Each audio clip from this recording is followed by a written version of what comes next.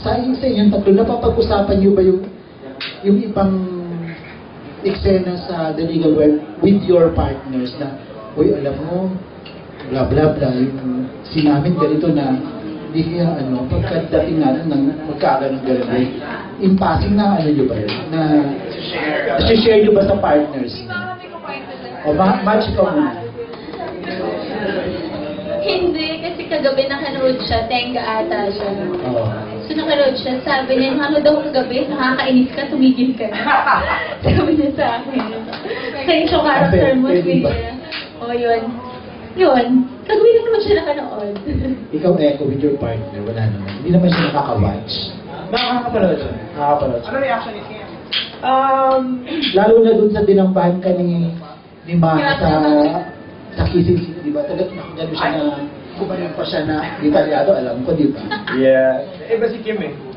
Si Kim, bilang, alam mo yun, very open-minded. Before ko tinanggap yung show, sanabi ko sa kanya na ganito yung mangyayari. Sabi niya, push. Sabi niya, push.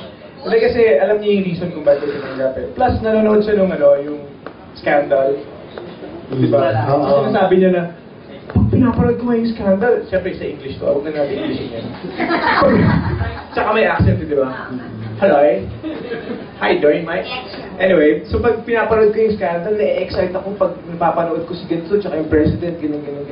Kasi tatawag ako sa kanya, babe, grabe na naman yung kissing scene namin. It came with it, you know that, you knew that from the beginning, ganyan. So she's parang constant reminder siya para sa akin na, okay lang yan, kaya mo yan.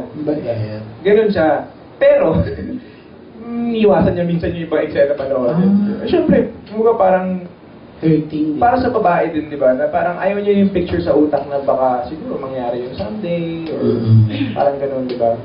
But, ano nga, dikit nga sila nito di ba? Jellica.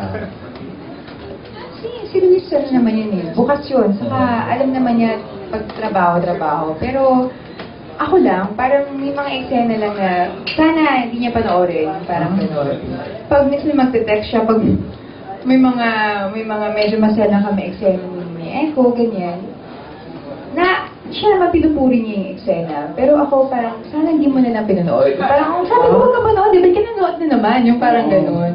Bilang girlfriend, ayoko lang makita niya yung mga gano'ng eksena. Kahit it's work na ginagawa lang namin yung kung ano man yung kailangan sa script and sa characters namin. Parang ayoko lang. Kung ako yung may choice, ayoko lang makita niya. Though alam ko siya, wala naman sa kanya yun.